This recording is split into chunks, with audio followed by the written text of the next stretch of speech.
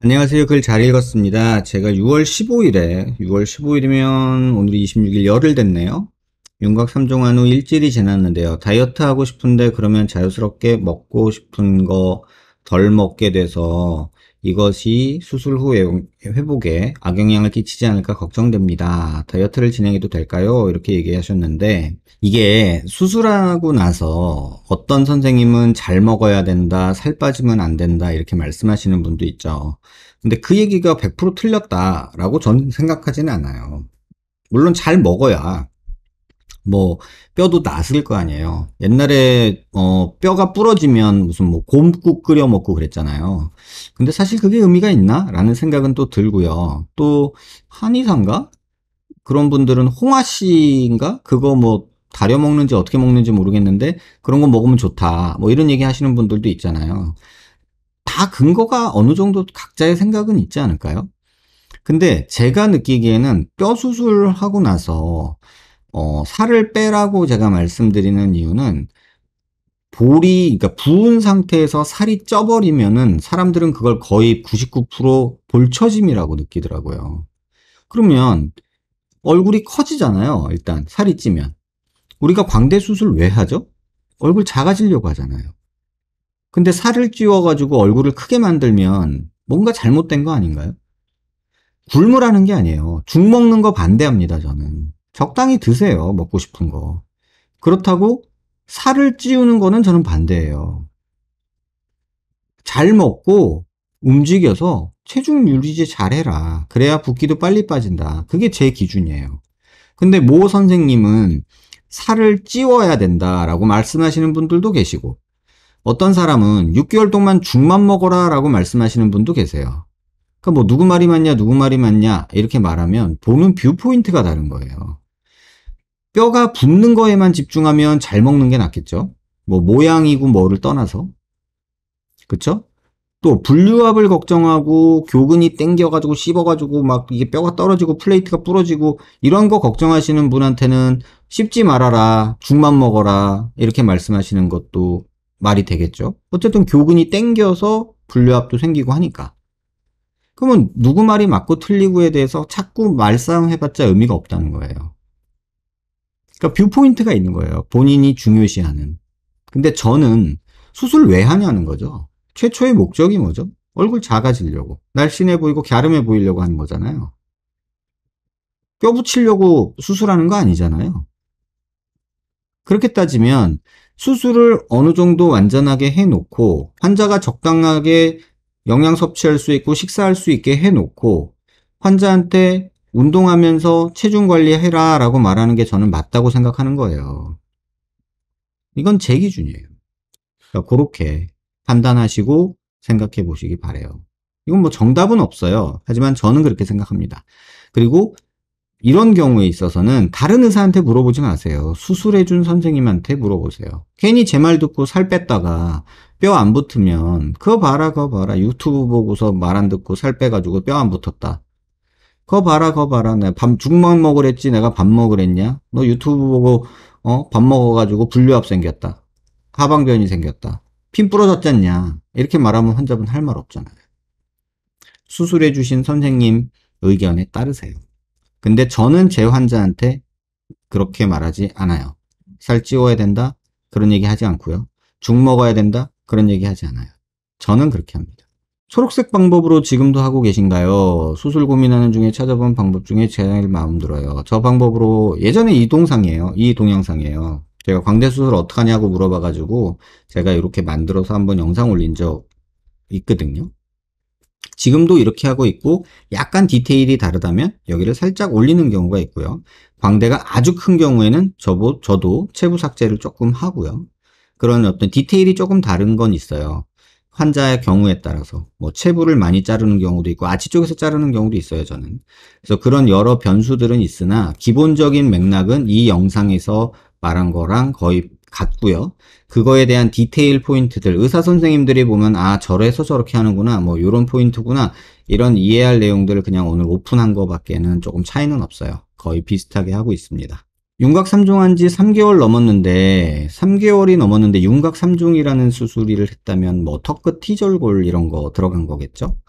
근데 지금 보면 여기는 근육이 뭉친 느낌이 조금 있죠. 아마 수술하면서 멘탈리스머스를 여기 골막에 묶어놔서 그렇지 않을까 싶은데 3개월 지나셨으면 그냥 입 운동하면서 이런 하면서 지내다 보면은 그냥 풀어질 것 같아요.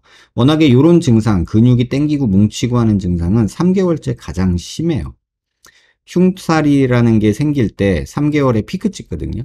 6개월 지나가야 서서히 풀리기 시작한다 얘기를 하는데 길게는 2년까지 3년까지도 가요. 그러니까 지금 3개월쯤면 이런 증상이 가장 심할 때예요. 안에서 막 뭉치고 땡기고 막 오그라들고 막 이런 느낌 드는 거. 요거는 그냥 뭔가를 하려고 하지 마시고 그냥 입 운동 열심히 하세요. 뭐 이런 거. 전 환자들한테 두 가지를 항상 시키거든요. 입 운동. 이렇게 붕어 입수라는 거 있죠. 뽀뽀할 때, 애기들 뽀뽀할 때 하는 거 이거. 요게 아니고요. 음. 입술을 뒤집는 거예요, 이렇게. 이거랑 이거. 이런 거 자꾸 시키거든요. 그러니까 그게 입안 상처나 땡기는 느낌, 요런 느낌들 좋아지는데 도움이 된다. 이렇게 생각하시면 될 것 같아요. 안녕하세요, 선생님. 올해 42살이고 흰피부에 얇은 피부인데요. 12년 전에 치아 교정 발치 후 입술이 얇아졌다 정도였지 최근 들어서처럼 하루는 입술이 있고 하루는 없어지지 않았어요. 이게 무슨 소리죠? 하루는 있고 하루는 없고 뭐 이렇다는 얘기인가요? 음, 요새는 입술이 말려서 원숭이 상이 되었어요. 이게 발치 교정의 그 뭐랄까 부작용이에요. 그러니까 입이 나와서 상하게 이렇게 있다가 이빨을 빼니까 이 치아가 없어지니까 입술이 이렇게 있다가 이렇게 안으로 말릴 거 아니에요. 그러니까 입술도 같이 따라 들어가는 거죠. 코 재수술 후 코가 좀 들리긴 했는데 인중 길어졌는데 코 재수술 후 코까지 들렸으면은 인중이 완전 보이겠죠? 그러면 원숭이처럼 보이는 거겠죠? 구축이 멈추면 그냥 안고 가려고 하는데요. 인중 축소는 운 좋아도 흉이 보일 텐데 한국엔 저 정도 수술 실력을 가진 분이 안 계실까요? 이런 질문. 요거 지금 몇 번 이런 질문 주신 분이 있거든요. 그러니까 제가 저번에 저는 인중 축소술 안 합니다라고 영상 올릴 때 외국 논문 사례들을 좀 보여드렸잖아요. 그랬더니 댓글에 그런 얘기가 많이 달리더라고요. 한국에는 저 정도 하시는 분 없나요? 소개 좀 해주세요. 제가 단언코 말하는데요. 거기 논문에 나왔던 외국 의사보다요, 한국 의사들이 훨씬 잘합니다. 그런데 문제는 뭐냐면, 외국은 인종이요, 백인 위주의 인종이에요. 그래서 백인들은 흉터가 안 남아요. 그 의사가 잘한 게 아니라, 백인이라는 인종 특성이 있어요. 그리고 한국 선생님이 바느질은 전 세계 탑입니다, 여러분. 뭐 꼬매고 이러는 거요, 전 세계 탑이에요. 제가 이런 말씀 드리기 좀 뭐하지만, 제가 미국에 갔을 때 정말 유명한 선생님들 수술하는 거 몇몇 봤거든요? 근데, 눈 수술하는데요, 이불 꼬매듯이 이러고 꼬매요. 진짜. 농담 아니에요. 성형외과 선생님들 지금 이러고 꼬매거든요? 이런 식으로. 요렇게 꼬매거든요? 근데, 미국 갔더니 눈 수술 잘한다고 뭐 하는 선생님이 수술하는 걸 보러 갔는데, 이만한 바늘로 막 이렇게 꼬매고 있어요, 이렇게. 이불 꼬매는 줄 알았어요. 그래서 보자마자 나왔어요. 저 볼 필요 없겠다 싶어서. 바느질은 정말 대한민국 의사 선생님이 탑입니다, 여러분.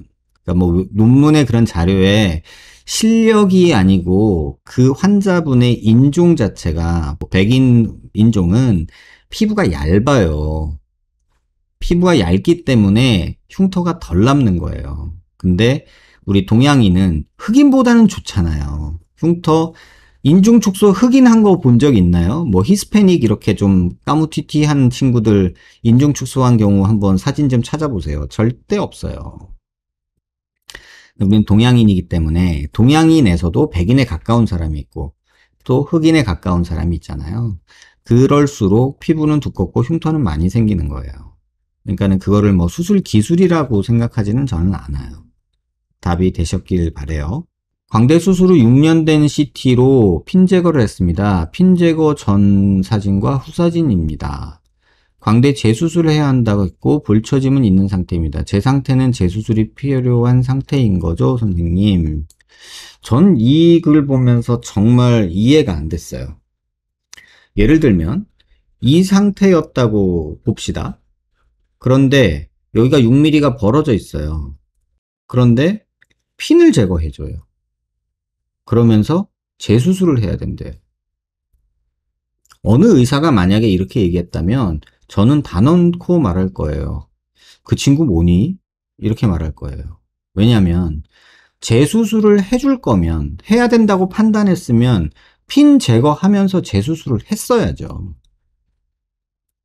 왜 핀 제거 따로 하고 재수술 따로 해요? 수술을 왜 두 번에 나눠서 해요? 그럼 연부 조직이 계속 다치잖아요. 이건 아닌 거예요. 환자 불안하게 만드는 거잖아요. 여기 6mm 벌어진 거요? 이거 지금 잘못 쟀어요. 이거 6mm 아닐 거예요. 제가 단언코 장담하건데 이거 6mm 아닐 거예요. 6mm라고 지금 재놨거든요. 근데 이거 6mm 아닐 거예요. 제가 이거 왜 이렇게 6mm 아닐 거라고 장담하는지 아세요? 요거 한번 예를 들어서 보여드릴까요? 이거를요, 제가 자로 한번 재볼게요. 여기 한번 잘 보세요. 여러분들이 이거 의사들도 모르는 의사들이 있습니다, 이거. 제가 자로 재는데, 이게 프로그램상에서 얘를 찍고, 얘를 찍어요. 자, 보세요. 얘도 6mm 나오죠? 이거 6mm예요. 이거 제대로 잰 건가요? 한번 답해 보세요. 제 방송 오래 보셨던 분들은 이해하실 수 있을 텐데.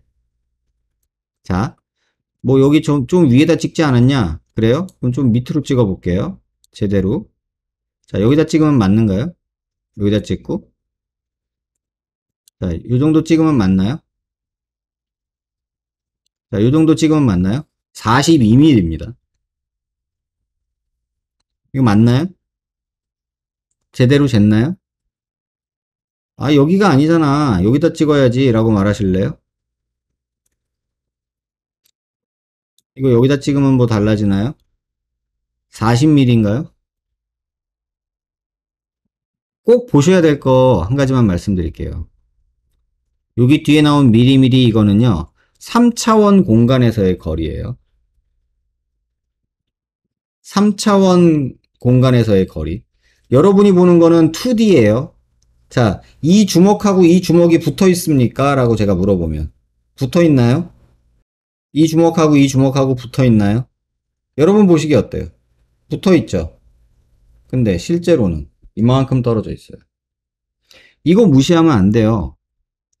이게 40mm라고 지금 나오는 이유가 뭐냐면요. 이렇게 확대를 해보면요. 이렇게 돌려보시면요. 얘를 찍은 게 아니에요. 잘 보시면 3차원 공간에서 이 뒤를 찍은 거예요. 이 보세요. 뒤를 찍은 거예요. 돌려보면. 근데 마치 이 사이를 찍은 것처럼 보이잖아요. 근데 저 뒤에 있는 어디 구석탱이를 찍은 거예요. 이 점이 사실은 여기 와 있어야 되죠. 그쵸? 그러면 실제로는 3.93mm예요. 이렇게 돌려봐도 변하지 않아요. 이렇게 위치를 돌려봐도 이 3.93은 변하지 않죠. 그쵸? 이렇게 하면 이거 3.93은 이렇게 각도를 바꿔도 변하지 않아요. 여러분이 이거에 속을 수 있어요. 근데 의사 선생님들도 이거 모르시는 분 계세요. 이 3.93은 제가 이렇게 각도를 돌려도 변하지 않아요. 3.93이죠? 정면으로 볼까요? 이렇게 정면으로? 이렇게 해도 3.93이에요. 그래서 이런 거 헷갈릴 수 있으니까 여러분이 잴 때 요 뒤에 숫자 써 있는 거 보일 때 이걸 프로젝션 2D로 바꿀 수가 있어요. 그래서 P자라고 써져 있는 숫자를 보세요. 이건 거의 3차원 프로그램에서는 거의 약속이에요. 내가 이 각도에서 봤을 때 간격을 보여주는 게 P가 붙은 거예요. P. 근데 지금 보면 아까 환자분이 써주신 글에서 이거 6mm라고 지금 써놓으셨잖아요. 이 P자 없잖아요. 아마도 6mm 아닐 거예요. 그리고 젤라면 여기를 재야죠. 여기랑 여기를 재야죠. 정확히 젤라면. 제가 볼 때는 끼케야 4, 5mm예요. 뭐 그거 중요한 건 아니지만 4, 5mm 정도면은 재수술해야 되나요? 아니에요. 환자 케이스 따라 달라요. 피부가 얇아서 함몰이 보이거나 그러면 재수술을 하지만 여기 뼈가 붙어 있고 여기 뼈가 잘 붙어 있으면 재수술 안 해요. 그리고 뼈가 붙었는지 어쨌는지를 보는 거는 이 음영으로 보지 않아요. 이 음영도요, 얘도 아까 그 보셨던 음영처럼 바꿔버리면요, 이렇게 바꿀 수 있거든요. 그러면 있던 뼈도 안 보여요. 여기 뼈 없나요, 여기? 빵꾸 났네요. 이거 플레이트 이거 허공에다 박아놨네요. 뼈도 없는데. 이런 착각들 할 수 있잖아요. 자, 여기 지금 이렇게 보면 다 떨어져 보이잖아요. 여기 좀 떨어진 거 아닌가요, 이렇게? 이렇게 보면 떨어져 보이잖아요, 여기가 이렇게. 여기도 벼 있네요. 떨어져 있네요. 이렇게 볼 수 있잖아요. 이 음영으로는 플레이트나 치아를 보기 위한 음영이고요. 뼈를 보려면 얘로 봐야 돼요. 자, 여기 붙어 있잖아요, 이렇게. 자, 여기 붙어 있죠, 여러분. 여긴 붙어 있잖아요, 이렇게. 근데 아까 그 음영으로 보면요. 안 붙어 있잖아요. 그러니까 틀렸다고요. 판단할 수 있는 CT가 아니라는 거예요, 이 CT는. 그래서 이걸로 보면 안 돼요. 여기서 뼈가 붙어 있었을 것 같아요, 제가 보기에는. 여기 벌어진 거는 뭐 좀 다르게 생각할 수는 있지만, 여기는 뭐 피부에서 함몰이 있으면 뭐 여기를 어떻게 할지를 고민을 해보겠고, 근데 여기는 뼈가 붙어 있을 것 같아요, 제 느낌에는. 그런데 하나 조금 우려스러운 거는 이렇게 갔다가 살짝 올라갔다 이렇게 가거든요. 약간 밑으로 떨어졌어요. 근데 여기도 붙어 있는 것 같아요. 그렇다면 재수술할 필요 없어요. 뭐 피부 함몰이 있거나 어떤 증상이 있거나 그런 게 아니면 재수술할 필요 없습니다. 여러분 어설픈 CT랑 어설픈 숫자 보고 놀라지 마세요. 여기에 P자 이렇게 써 있는 숫자만 믿으세요. 그래야 이 각도에서 본 거리가 나오는 거예요. 자, 이렇게 떨어져 있어도 이렇게 봤을 때는 1cm 떨어진 것처럼 보일 수 있잖아요. 근데 실제로는 막 이만큼 떨어져 있단 말이에요. 근데 이렇게 보면 1cm 떨어져 있는 걸 볼 수 있잖아요. 그러니까 우리는 그걸 보는 거예요. 그게 여러분이 편해요. 이렇게 보면은 점 잘 찍어야 돼요. 이걸 막 돌려봐도 이 숫자가 안 변하는 점을 찍어야 돼요. 아까 제가 보여드린 것처럼. 그거 헷갈리시면 안 됩니다. 멘탈리스 뼈에 고정하는 게 그 자리에 그대로 유착되나요? 그걸 기대하죠. 그래서 마이텍이라는 기구를 써서 고정을 하는데 대부분 그대로 유착이 되는 경우가 많죠. 근데 사실은 멘탈리스를 뼈에 고정하는 게 아니라 대부분은 골막에 고정하게 돼요. 골막은 되게 질겨요. 우리 갈비 먹을 때 뼈 싸고 있는 그 질긴 애 있죠. 걔가 골막이거든요. 골막 아세요? 그 갈비 먹을 때 이렇게 그 갈비찜에서는 이렇게 쏙 빠지지만 갈비대에 붙어 있는 거 돼지갈비 같은 거 먹다 보면 이렇게 뜯어 먹어야 되는데 그래도 뼈 주변에 막이 붙어 있잖아요. 그게 골막이에요. 그래서 대부분은 거기다 고정해요. 그래서 그게 이제 워낙에 방식인데 그게 완전히 분리되어 있어가지고 골막도 남아있지 않고 막 그럴 때는 마이텍이라고 뼈에다가 나사를 박아가지고 이렇게 끈을 매달아서 묶거든요. 근데 그렇게 하는 거죠. 근데 멘탈리스 고정이라는 거에 대해서는 저희 선배님 구건석 교수 선생님께서 많이 하시는 것 같은데 개인적으로는 그 효과에 대해서는 조금 회의적인 느낌이 있어요. 환자분이 기대하는 것보다는 조금 떨어지지 않을까.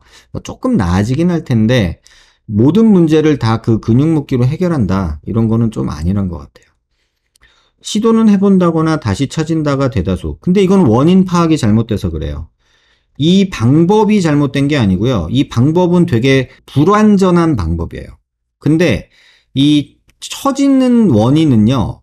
대부분 얘가 원인인 경우가 적어요. 실제로 제가 경험해 보면. 이 턱끝이 처지는 경우가 행행친이 생기는 경우가 멘탈리스 고정을 안 해서인 경우는 사실 제 판단으로는 많지 않아요. 왜냐하면 요즘에는 웬만한 선생님들은 수술하고 닫을 때 근육들 다 묶어주시거든요. 그래서 그게 완전히 둥둥 떨어져가지고 그렇게 될 일은 없는데 문제는 뭐냐면 받치고 있는 뼈가 없어져서 이렇게 턱이 처지는 거예요. 마치 어깨에 뽕을 빼서 소매가 길어진 거지 소매가 틀어진 게 아니란 말이에요.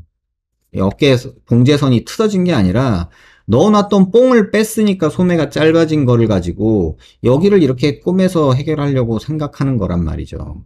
조금 불완전하고 조금 다르죠. 뽕 넣었을 때의 느낌이. 그러니까 턱 끝에 있는 뼈 볼륨이 줄어서 턱 끝이 늘어지는 느낌이 저는 더 많은 것 같아요. 왜? 요새는 턱을 어떻게든 뼈를 자르면 갸름해지고 작아진다는 생각을 가지고 열심히 자르는 사람들이 아직 많으니까.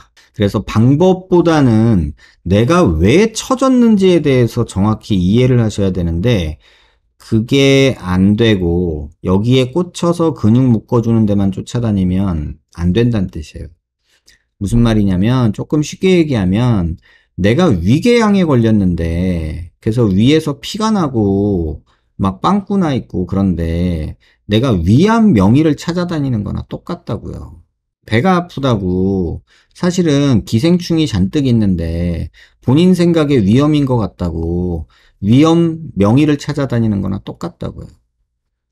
진단은 여러분이 하는 게 아니에요.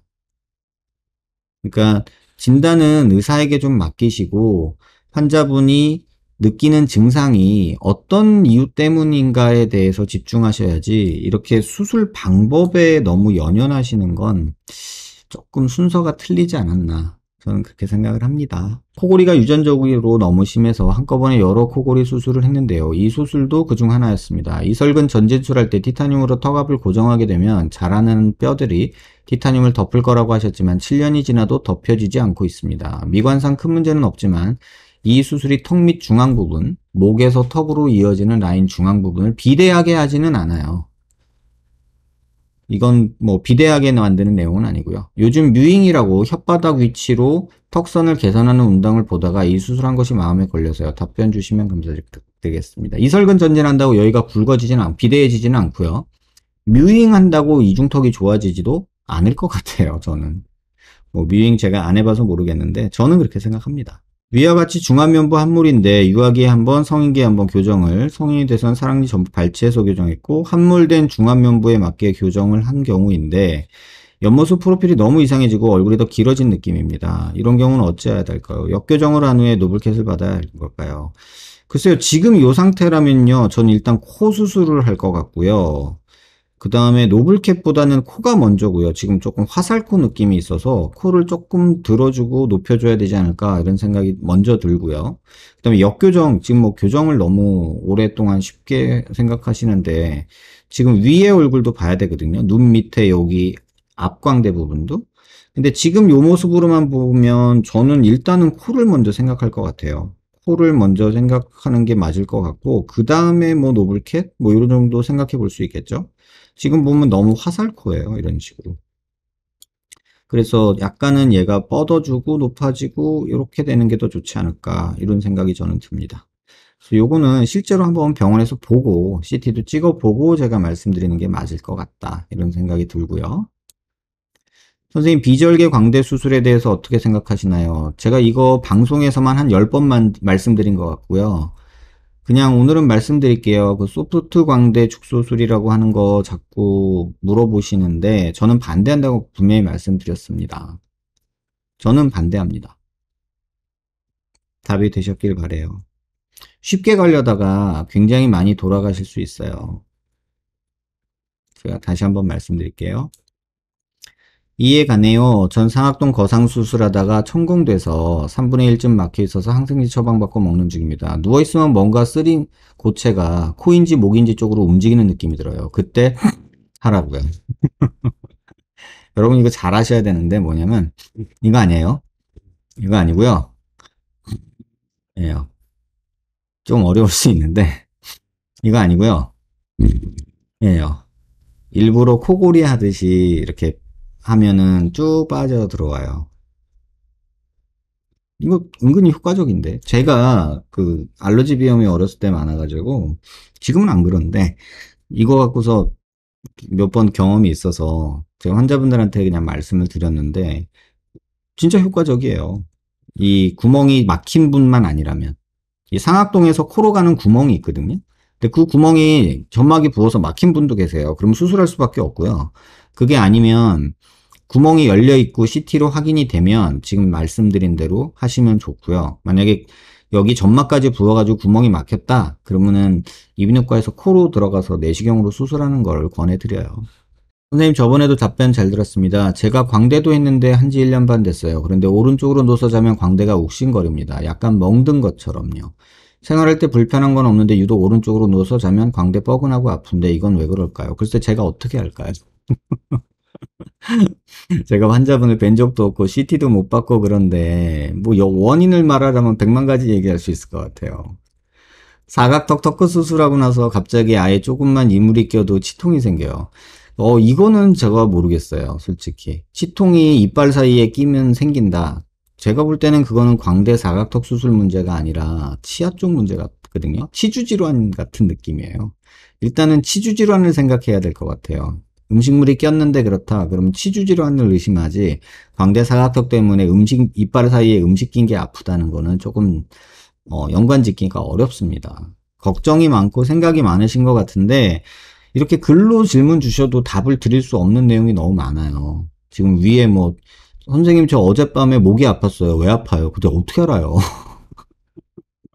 선생님 저 광대 수술한 지 1년 됐는데요. 어제 TV 보다가 갑자기 눈이 아팠어요. 왜 그러죠? 제가 어떻게 알아요? 여러분 이런 얘기들 많이 질문 주시는 거 아는데 답을 드릴 수가 없어요. 제가 근거가 없어요. 제가 뭔가 판단을 하기 위한. 근데 밑에 질문 주신 거, 치아에 음식물이 끼면은 뭐 아프다. 근데 음식물을 양치해서 빼면 괜찮다. 앞뒤 그냥 아무 지식 없는 사람이 봐도 치주 질환을 의심하는 게 우선일 것 같아요. 그래서 저는 치과 가서 먼저 상의하시는 게 맞지, 이거를 뭐 윤곽 수술한 거랑 연관 짓는 거는 작년에 먹은 빙수 때문에 오늘 설사한다는 느낌이랑 저는 같게 들려요. 의사로서. 답변이 되셨길 바래요. 수고 많으십니다, 원장님. 한쪽 윗 강대부터 콧볼 옆 타고 잇몸 치아 뿌리까지 치아 속을 2라인 중, 이게 뭔 소리죠? 치아 속까지 2라인 중 한 부위만, 이 라인 중 한 부위만 아주 살짝 만져도 이 라인 전체가 시릿해요.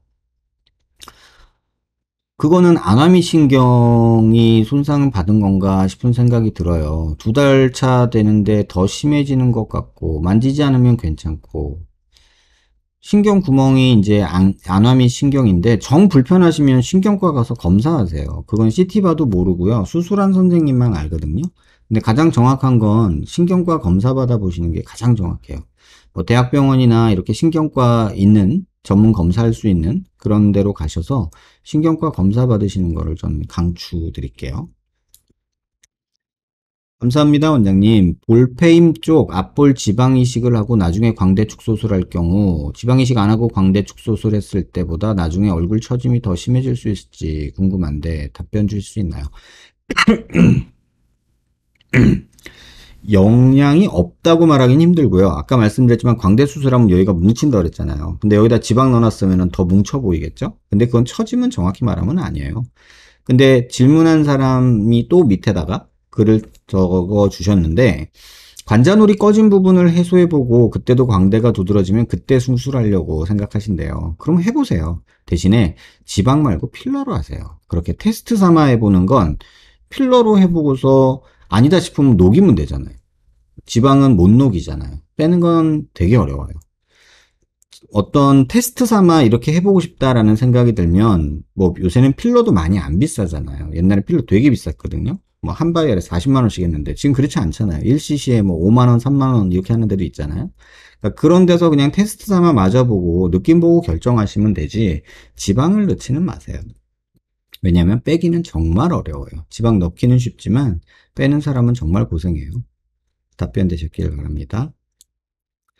오른쪽 손가락 네 타입 중 맨 위랑 같은 모양으로 체크를 쓸다가 손톱 반절 부위부터 대각선으로 잘렸고 봉합은 안 했는데 며칠째 병원 다니며 소독 중입니다. 손톱만 차오르는데 6개월 두고 봐야 들었는데 원래 손톱 모양으로 안 돌아오고 살도 덜 차오르고 손톱 변형되나요? 모양은 좀 다르겠죠. 하지만 뭐 네일 베드라고 해서 이게 뿌리가 다친 건 아니어서 손톱이 아예 안 나오거나 그러진 않을 텐데 모양은 조금 이렇게 울퉁불퉁할 수 있고 결이 생길 수도 있고 그래요.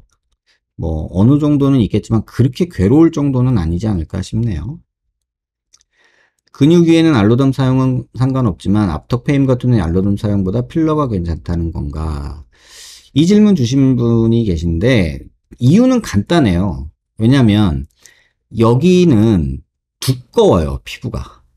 여기는 피부가 진짜 얇아요. 그러니까 조금만 내가 생각했던 모양대로 모양이 안 들어가거나 흡수가 되거나 이래버리면 울퉁불퉁해져요. 근데 제거하고 손보기도 무지하게 힘든 위치예요. 그러니까 좀 위험하다는 거고.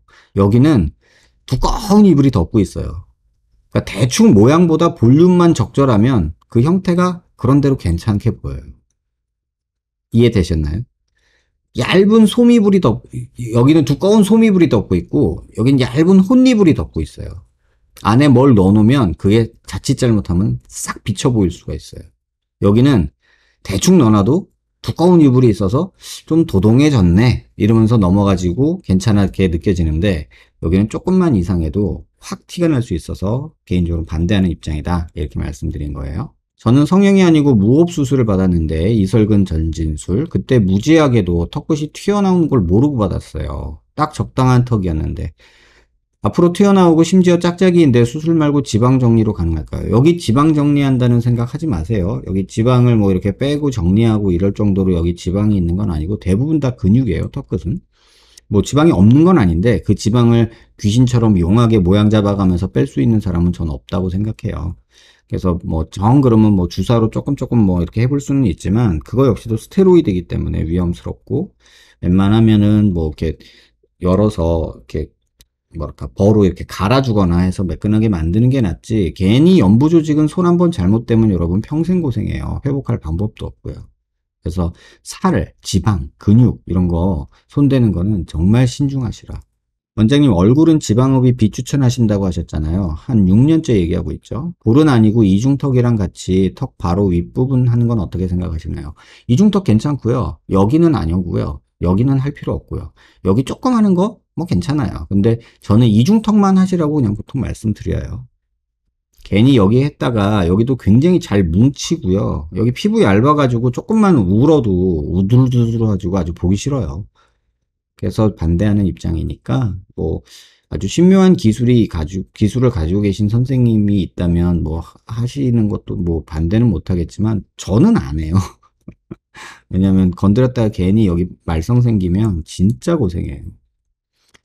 선생님, 수술할 때 평균적으로 얼마나 출혈이 나는지 궁금해요. 양악수술, 윤곽수술이요. 광대만 했을 경우, 턱만 했을 경우도요. 사람마다 다르겠지만, 솔직히 말하면요, 광대 수술했을 때는 거의 피 안 나고요. 꺼즈 한 4-5장 젖는 정도?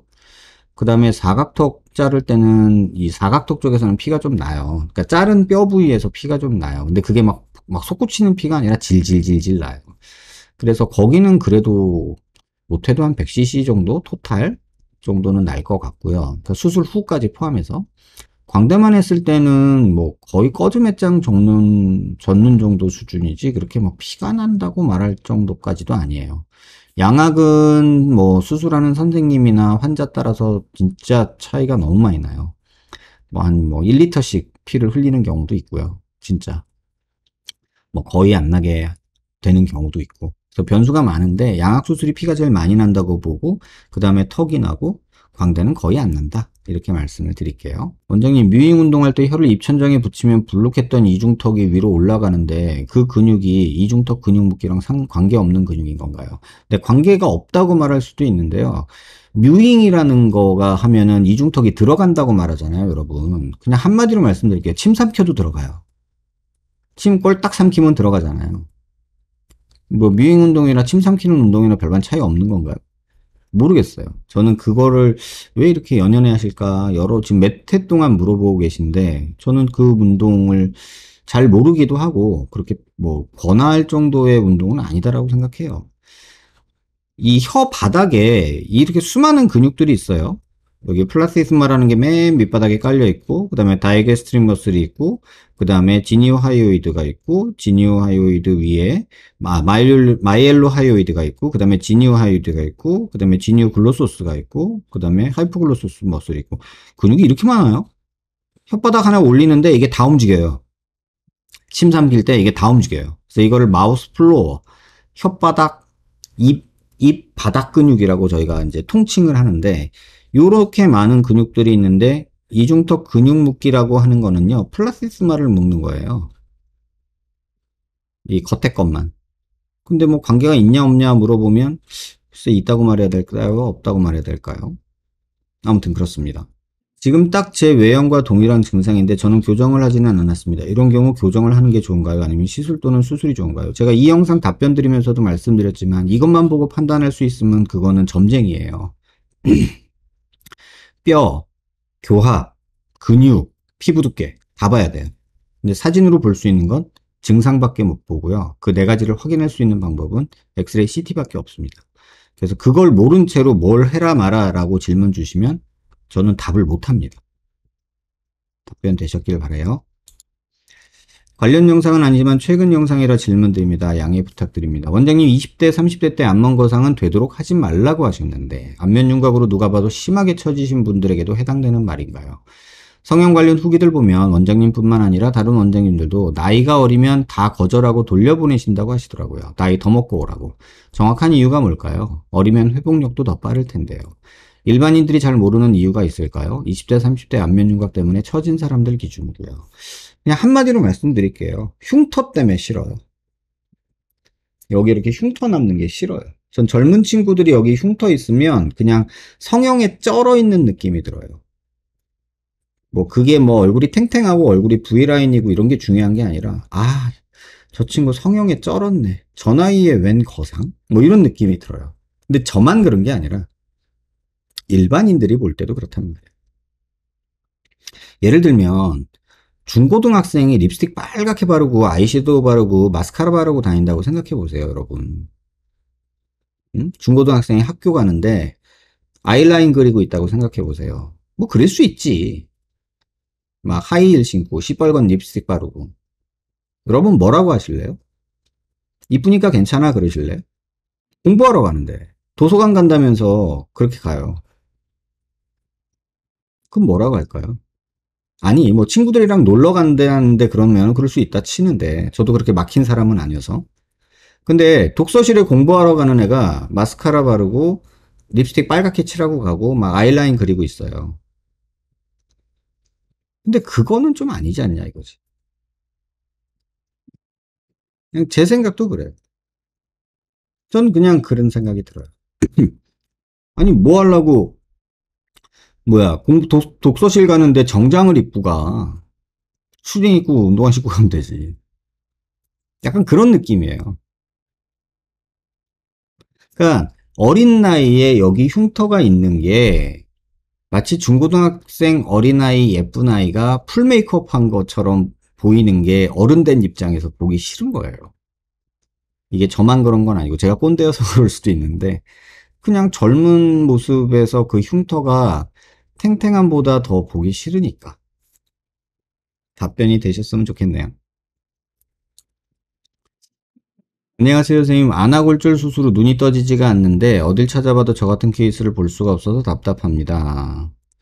수술 3일차고 수술 후 윗눈이 부었고 눈덩어리 정수리 쪽까지 감각이 없고 더딘데 너무 걱정되는 건 눈이 떠지지 않습니다. 그냥 아마도 뭐 병원에서 수술을 받으셨겠죠? 어떤 선생님이 수술을 해주셨을 텐데 안아골절 수술하고 나서 눈이 멍이 엄청 드는 경우가 있어요. 그러니까 우리 속된 말로 눈탱이 밤탱이 되는 경우가 있어요. 그러면요 근육이 멍청해져요. 그럼 눈 뜨는 근육, 뭐 눈 감는 근육 다 바보 돼가지고 좀 뭐랄까 정신을 못 차릴 때가 있어요. 근데 3일 됐으면 지금 엄청 부은 상태고 뭐 이런 거 저런 거 고민하시지 마시고 얼음찜질 열심히 하시고 3, 4일 지났으면은 우리 그 옛날 영화 보면 나오잖아요. 삶은 달걀로 눈 비비는 거. 그 약간 그거 따뜻하게 이렇게 좀 문질러 주면은 멍 빠지라고 하는 거거든요. 근데 그거 좀 하시는 거, 온찜질 조금 하시는 게 오히려 도움이 될 거지. 인터넷 보고서 눈 부지부지 뜨면서 이렇게 있는 게 지금 눈 상태에서는 전혀 도움이 안 돼요. 차라리 조금 산책하면서 눈에 온찜질 하는 거, 화상 입지 않게 조심해서, 미지근한 걸로, 이렇게 하면서 살살 비벼주는 게 지금은 도움이 되지. 뭐, 그 보이지도 않고 떠지지도 않는 눈으로 인터넷 보고서 이러면서 고민하지는 않으셨으면 좋겠어요. 시간이 지나면 아마도 문제 없을 거라고 봐요. 안면신경 수술하면서 안면신경, 운동신경이 다치는 경우는 거의 없고 다 붓기 멍에 따른 일시적인 현상 아닐까. 저도 그렇게 생각을 합니다. 선생님, 양악은 앞턱 열고 하지 않는 걸로 알고 있는데 묶을 근육도 없을 것 같은데 무조건 이중턱이 생기는 건가요? 턱을 앞으로 빼면 이중턱이 안 생기고요. 턱을 뒤로 집어넣으면 이중턱이 생겨요. 쉽게 생각하세요. 이 전체가 그냥 저 아무것도 안 하고 열지도 않고 근육 묶기도 안 했잖아요. 그냥 보여드릴게요. 제가 옆에서 이렇게 하고 턱을 앞으로 빼요. 이중턱 없죠? 이렇게 하면요. 이중턱 생기죠? 양악수술을 턱을 앞으로 뺄 거냐 뒤로 뺄 거냐 그거에 따라서 이중턱이 생기느냐 아니냐지 근육 묶고 안 묶고가 중요한 게 아니죠. 턱의 위치가 중요한 거죠. 그러니까 이게 인터넷 보고서 이렇게 이런 게 생긴다니까. 이거 참 좀 그래요. 똑같은 고민이다. 미용 디바이스 샀는데 고주파, 초음파 기계인데 제조사에서는 핀 있으면 사용할 수 없다고 하더라고요. 축소했던 병원에선 상관없다고 하고 제조사에서는 안 된다고 하니 뭘 어쩌라는 건가. 스트레스 받고 있었는데 영상이 올라와서 정말 놀랐어요. 원장님 정말 자세히 설명해 주셔서 도움이 많이 되었습니다. 뜨거운 것만 빼면 문제되는 건 없는 걸까요? 자, 이거 하나 그냥 상식적으로 말씀드릴게요. 여러분들이 사는 미용 디바이스 있죠. 뭐 예를 들면 뭐 피부 관리기 어쩌고 저쩌고 이렇게 마스크 뭐 이런 거, 뭐 LED 마스크 뭐 이런 거, 그런 거는 미용 의료기기죠. 근데 일반인한테 판매하는 기기예요. 그럼 병원에서 쓰는 의료기기랑은 미용 의료기기랑은 전혀 달라요. 다시 말하면 미용기기는 일반인이 사서 일반인이 해도 되는 아주 약한 기계란 뜻이에요. 자, 화장품하고 약의 차이는 뭘까요? 화장품은 아무리 처발처발해도 부작용이 없는 정도의 아주 낮은 농도의 약물이 들어간 거예요. 화장품, 그러니까 장업계라고 하는데 장업계에서 명언이 있어요. 가장 좋은 화장품은 가장 뭐가 안 들어간 화장품이다라는 말이 있어요. 왜냐면 뭐가 자꾸 들어가면 들어갈수록 피부는 트러블을 일으키기가 쉽거든요. 좀 웃긴 말이죠. 여러분이 아는 거 아이소트레티노인 뭐 이래가지고 아이오페라는 게 피부 미백 효과가 있다 그래가지고 막 옛날에 화장품 많이 나왔었고요. 또 한때는 코엔자임 Q10 이런 게 유행했었고요. 그 다음에 뭐 줄기세포 배양액 어쩌고 저쩌고 해서 화장품이 또 나온 적이 있었고, 요즘 뭐가 이슈인가요? 잘 제가 관심이 최근 없어가지고 안 봤는데, 어쨌든 그런 테마들이 있죠. 아이소트레티노인이 들어서 아이오페라는 브랜드가 만들어졌을 정도니까. 그 다음에 코엔자임 Q10 이래가지고 뭐 어쩌고 저쩌고 탱글탱글. 그 다음에 뭐 한때 그것도 있었구나. 그 촉촉하게 된다고 해서 하이알린 우레오닉 애시드가 들어가서 뭐 이렇게 촉촉하다 뭐 이런 거 시카 한참 된 유형인데 이렇게 그 촉촉하다 그래서 그 피부의 수분을 잡아주는 뭐 이래가지고 뭐 그런 것도 있잖아요. 우리가 주사로 필러 맞는 하이알 우로닉 애시드라는 건데 그거 역시 다 마찬가지예요. 먹는 콜라겐 뭐 이런 거 다 마찬가지.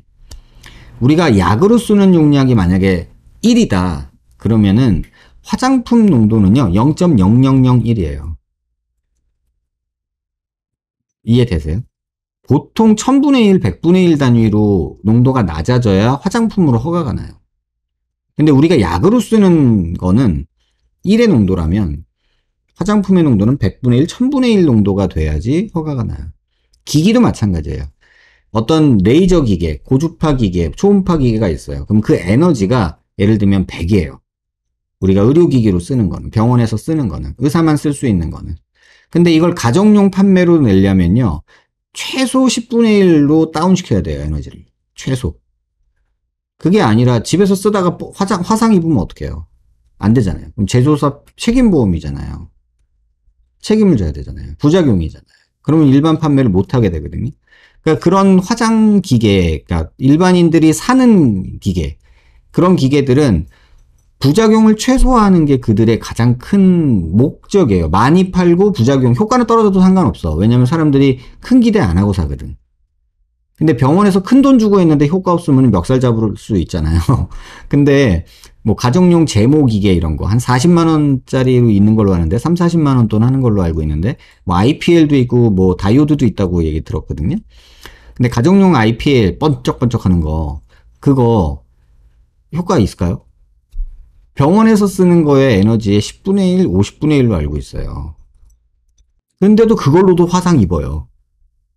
예를 들면 화상주의 막 이렇게 써 있고. 그러니까 미용 의료기기라고 여러분들이 가게에서 사서 집에서 쓸 수 있는 거는 부작용을 최소화하는 게 그들의 목적이기 때문에 이것도 안 된다, 이런 경우 하지 말아라, 이런 식으로 다 글을 써놔요. 그래서 행여 문제가 생겼을 때 나 이렇게 너한테 경고하지 않았냐, 이렇게 해야 할 수밖에 없는 거예요. 그래서 그런 상황을 보고 여러분들이 헷갈릴 수 있죠. 똑같은 기계라고, 자동차라고, 뭐 예를 들면은 뭐 산발이 택시, 옛날 오토바이 엔진 개조해가지고 바퀴 3개 달린 거, 그거랑 뭐 막 바퀴 10개 달린 트럭이랑 어떻게 같은 차라고 할 수 있겠어요. 이런 다른 그 레벨이 있다는 거. 그래서 가정용 의료기기에 너무 큰 기대는 하지 마시고, 뭐 효과가 전혀 없진 않겠지. 하지만 병원에서 쓰는 거랑은 조금 그런 어떤 출력, 파워 이런 것은 너무 많이 차이가 난다. 그리고 그런 가정용 의료기기는 본인들이 책임을 져야 되기 때문에 부작용에 대한 경고 문구가 굉장히 빡세다. 의사들이 뭔가 시술할 때는 그걸 감안하고 조절해서 할 수 있는 경험과 지식이 있기 때문에 문제가 생겨도 본인이 해결할 능력이 있기 때문에 조금 더 에너지를 높여놓는 거고요. 답변이 되셨길 바라요.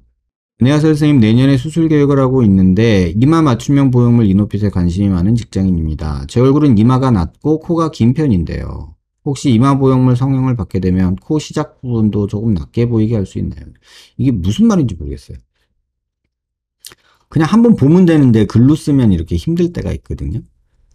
근데 솔직히 말하면 모양을 설명하는 글은요, 이해하기가 정말 어려워요. 본인은, 의사들이 용어를 만들잖아요. 그 이유는 뭐냐면 커뮤니케이션 하려고 그래요. 그 있잖아, 코 높게, 우아하게, 높게, 부드럽게 이렇게 시원하게 만들어봐. 이렇게 만약에 의사들끼리 대화할 수 있다고 생각하세요?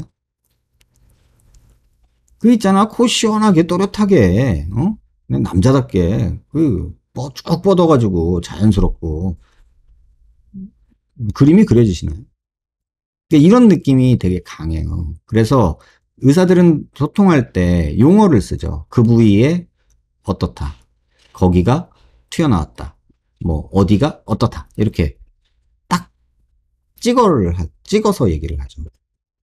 근데 그게 힘들어요, 일반인들은. 왜냐면 용어를 모르니까. 절골술과 매부리 수술을 한번 받은 적이 있는데 모든 병원이 실리콘을 사용하면 제가 이마도 낮은 편에 코가 길어서 코가 더 길어 보일 거라고 하셔서. 그럴 수 있죠. 실리콘은 넣지 않았습니다. 그 후 울퉁불퉁한 콧대와 더 넓어 보이는 콧등이 불만족스럽습니다. 그럴 수 있죠. 매부리 깎아내고서 아무것도 안 넣었으면 울퉁불퉁하고 여기 코 매부리 있던 데가 이렇게 운동장처럼 동그랗게 넓어지죠. 그래서 그게 불편할 거라고 생각돼요. 근데 이마를 수술한다고 해서 코가 짧아지지는 않을 거고요. 코를 들어주는 방향으로 짧게 만드는 게 오히려 현실적일 것 같다는 생각이 들고요. 콧등 개선하고 콧대 두께 얄쌍하게 보이게 할 수 있을까요? 이건 봐야 될 것 같아요. 다시 절골해서 밀어 넣어야 될 수도 있고, 아예 그게 힘들 형태일 수도 있고요. 뭐 아주 큰 경우. 이마 거상과 눈썹뼈 절삭, 이마 축소술 한번 받은 적이 있어서 피부 부족한 건 걱정하지 마세요. 이마 보형물 넣고 피부가 모자라지는 않을 것 같아요. 이건 걱정하지 않으셔도 될 것 같아요. 그러니까 트랜스젠더 수술 받고 있는 중이신 것 같은데, 이렇게 인터넷으로 글 써서 이렇게 판단하기가 조금 어려운 부분들이 있으니까 조금 불편하시고 시간이 없고 바쁘시더라도 한번 내원해서 얼굴 한 번이라도 보여주세요. 그러니까 차라리 비대면이라도 오셔서 사진 찍고 CT라도 찍고 가세요. 그럼 제가 답변을 드릴 수가 있는데, 이렇게 말로만 얘기를 하면 조금 저도 제가 헛소리 할까봐 두려워서 그래요. 답변이 제한적인 거 조금 이해해 주시고요. 윤곽수술 후에 하루에 5만 보 정도 걸으면 괜찮을까? 5만 보 너무 많지 않나요? 5만 보면은 거의 뭐 너무 많이 걷는 거 아닌가요? 모르겠어요. 그냥 한 10,000보, 20,000보 정도만 하시죠. 저 옛날에 놀러 갔을 때 한 2만 보, 3만 보 걸으니까 죽을 것 같은데. 일본에 그때 그 박물관 투어를 간 적이 있었거든요.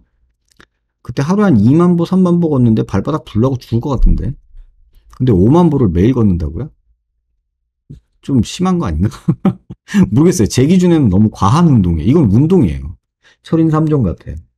한 1, 2만 보 정도 하시죠. 코 수술 상담 갔더니 용코라서 코를 앞으로 전진하고 높이면 콧구멍이 더 많이 노출되고 비공 내리기에도 이쁘지 않을 거라고 합니다. 이 말이 저는 좀 이해가 안 되는데요. 용코라고 한다면 이거는 아니에요. 코를 전진하고 높이는 거는 반대인데 비공 내리기를 하는 게 용코의 해결 방법이거든요. 근데 비공 내리기에도 예쁘지 않을 거라고 해요. 이게 이해를 못 하겠어요. 이게 안 그려진다는 뜻이에요, 머릿속에서. 코끝을 앞으로 나가게 하고 싶어서 어떻게 하면 될지 찾아보니까 비순각 수술이, 이게 비순각 수술이 코끝이 앞으로 나가는 게 아니에요. 잘못 생각하신 거예요. 비순각이 수술을 하면 코끝이 앞으로 나가는 게 아니라 코끝이 들려 보이죠, 상대적으로. 용코 보완이 안 되죠.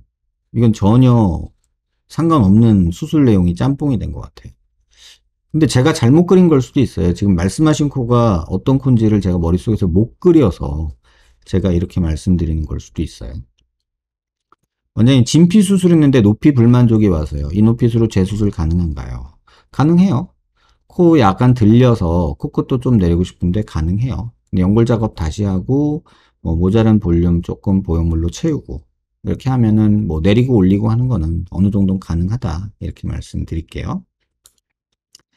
안녕하세요 선생님. 최근 턱 관련 영상을 많이 보았습니다. 저는 부정교합도 있고 턱끝 지방과 뼈도 심하고 안면부가 꺼져 있기도 합니다. 이마뼈 돌출로 미간 콧대가 더 낮아 보이기도 해서 항상 콤플렉스 갖고 있습니다. 성형을 할 시 이마, 코, 턱 중 안면 부족인 코를 먼저 하는 게 맞을까요? 선생님께 방문 상담 받고 싶은데 엑스레이를 찍으면서 상담 받는 걸까요? 근데 병원 오시면 무조건 CT를 찍습니다, 저는. 근데 환자분한테 말씀드리고 싶은 건 모든 수술은 안에서 밖으로, 그리고 뼈 수술이 제일 먼저. 그렇게 따지면 부정교합이 있으니까 양악 수술이 가장 먼저. 그 다음에 뭐 중안면부, 그 다음에 코. 이렇게 생각하셔야 될 것 같아요. 근데 일단 뭐 어떻게 생겼는지 글로는 그렇게 판단이 되는데 한번 비대면이라도 와서 CT 찍고 영상 보여주시면 제가 답변 드릴게요. 볼살, 턱살 고민이면 애초에 지방 흡입이 나을까요? 이거 100번도 더 말씀드렸죠. 볼살, 턱살이 고민이면 일단 체중 조절부터 하시고 뼈에 문제가 있으면 수술을 고려해 보세요. 지방 흡입 절대 도움 안 됩니다. 라고 말씀드릴게요. 이 질문은 앞으로는 답 안 드릴게요. 그냥 댓글로 답변 드리도록 할게요. 이 질문은 제가 좀 너무 많이, 여러분도 지겨우실 것 같아요. 저는 얼굴 지방흡입 반대합니다. 이걸 뭐 한번 대빨 써붙일까요? 그리고 또 지방흡입 하시는 분들이 막 욕할라나? 아무튼 그렇습니다.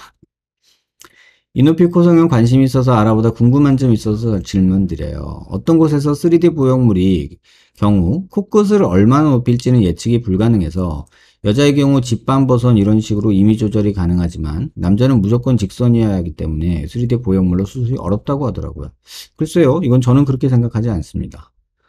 그래서 혹시 다른 병원에서 먼저 코끝을 받고 와서 실리콘을 디자인하는 수술을 받을 수 있는지, 뭐 그럴 수도 있는데 굳이 그게 2번씩이나 나눠서 할 정도의 일인가 라는 생각이 들고요. H에서 코끝만 먼저 해보고 거기에 맞춰서 다시 실리콘을 디자인해서 넣을 수 있는지, 가능은 하겠지만 권하고 싶다. 한 번에 할 수 있는 걸 뭐 하려고 2번에 해요? 코끝에 연골이 들어갈 경우 연골 때문에 실리콘 넣는데 방해가 되는데, 방해가 되는 건 맞는데 그렇다고 못하는 건 아니에요. 뭐 상상할 수는 있을 텐데 저는 반대할 것 같아요. 한 번에 할 수 있는 걸 왜 2번에 나눠서 해요? 절대로. 뭐 이게 안 되면 나중에 수술을 다시 하면서 살짝 그 부족한 부분을 채우는 게 맞지, 이걸 뭐 코끝 따로 콧대 따로 막 이렇게 복잡하게 상상하지는 않으셨으면 좋겠어요. 개인적으로는 그렇습니다. 아니 뭐 그런 거잖아요. 뭐 샴푸하면서 샤워하는데 샴푸하면서 바디로션을 다시 따로 써야 되니까는 샤워를 먼저 하고 샴푸를 하면은 안 될 것 같고 샴푸를 먼저 하고 바디 샴푸를 써야 되나, 뭐 이런 얘기 같은 느낌이에요. 이렇게 서서 머리를 감는데 그럼 샴푸가 몸에 닿으니까 피부에 안 좋을 것 같으니까는 바디로션으로 샤워를 하고 샴푸를 해야 되나, 뭐 이런 얘기가처럼 좀 아닌 것 같아요. 순서를 너무 복잡하게 생각하시는 것 같아요. 같이 할 수 있는 거 있잖아요. 근데 같이 할 수 있는데 뭐하러 2번에 나누냐, 그 뜻이에요.